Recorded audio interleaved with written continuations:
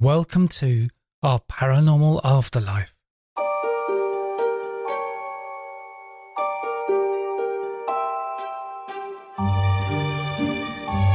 This is episode 181 of Paranormal Stories. This episode I'm reading from Christy Hoffman's book, Real Life Angel Encounters.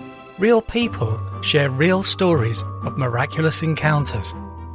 When I have guests on my podcasts, I read their books to work out questions for the episodes.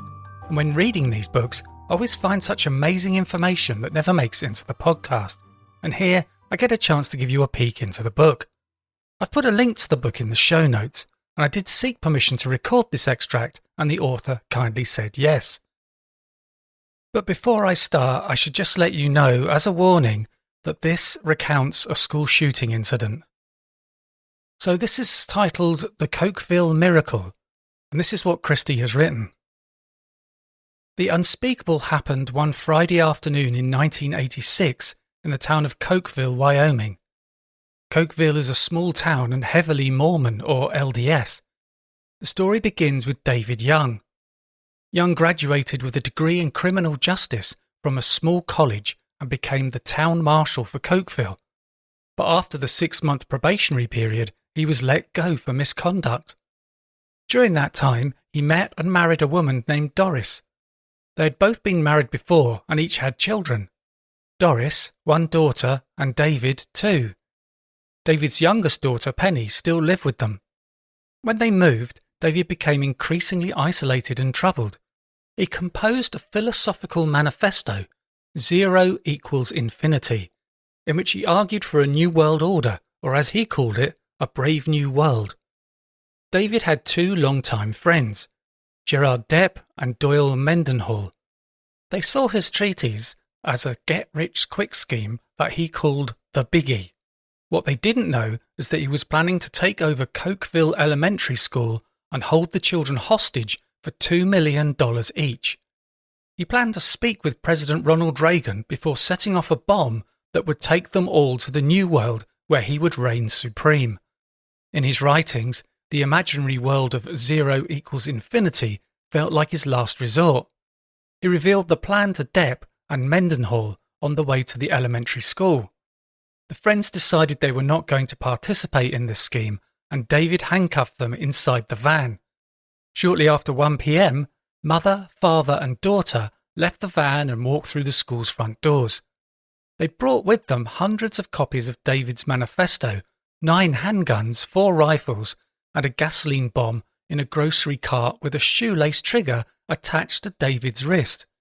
Upon entering, the daughter hesitated and went back to the van with the plan of reporting her father's plans at Cokeville Town Hall, which she did.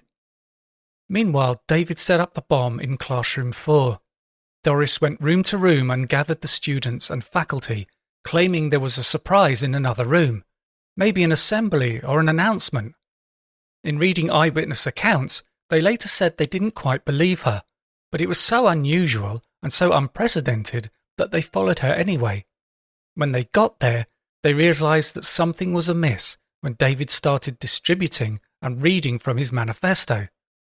When the authorities arrived, Young demanded to speak to the president, to whom he'd sent a copy of his manifesto, and asked for a ransom of $308 million, or $2 million per person. There were 154 people gathered into one 30 by 32-foot classroom, 136 children, 9 teachers, 6 staff, as well as 3 other adults including a job applicant and a UPS driver, plus David and Doris. It was a hot day, making the crowded room feel even smaller. Gasoline leaking from the homemade bomb started to make people feel ill. As the situation became clearer, children began sobbing, complaining of headaches, and asking to go home. One child threw up from fear, and other children were starting to become sick from the gas fumes. Teachers asked if they could open the windows, which David allowed. The teachers also taped off an 8 by 8-foot square around David and the bomb. They called this a magic square, and the children were not allowed inside because it seemed they were making David even more agitated. The teachers wanted to keep the children away from him, and more importantly, from the bomb. Then the teachers asked to bring in books, art supplies, games, and a television to help keep the children calm. Doris tried to calm everyone's nerves by telling them to think of the day as a great story to tell their grandchildren. Meanwhile, parents and authorities began to gather outside the school. All were growing fearful, and the students and teachers in the classroom decided to pray. When they started to pray, David got even more agitated and decided to go to the bathroom. He took the detonating string off his wrist and put it on Doris's wrist, reminding her that any sudden movement would detonate the bomb. Shortly after 4 p.m., 2.5 hours into the standoff, Doris forgot she had the shoelace on her wrist and pointed to something, setting off the bomb. The bomb was designed to cause maximum damage. Not only was it full of shrapnel, it was designed to send flammable powder into the air so that when it detonated, the air would be in flames. When the bomb detonated, teachers shouted for everyone to get down, and black smoke filled the room. There were flames everywhere.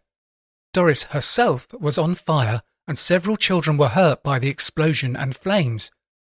Thankfully, most had been sitting near the windows and doors hoping to get some fresh air, so they were able to get out quickly through the open doors and windows.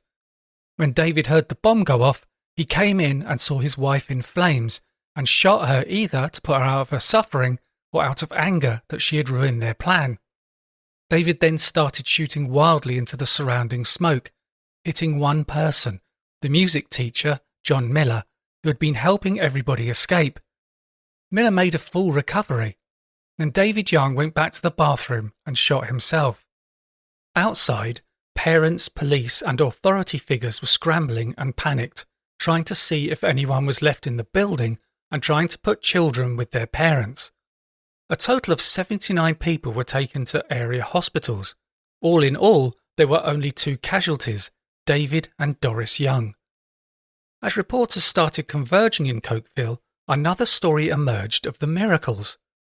Investigators found that the bomb had been altered. Had it been intact, it would have levelled the entire wing of the school. As it was, some of the wires had been cut before detonation. Also, a gasoline leak prevented the explosive power from setting the air on fire. And despite there being a great deal of shrapnel in the bomb, no one had been hit.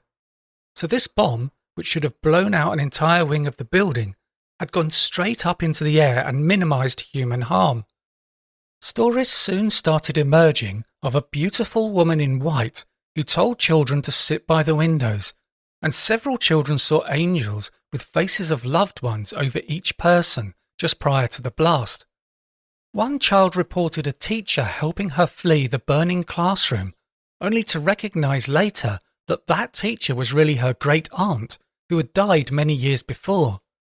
Another student recalled that her dead grandmother had told her to listen to her brother, who was sitting by the window. Even the lead investigator's son pointed to an image of his deceased grandmother as the angel who'd protected him from the fire.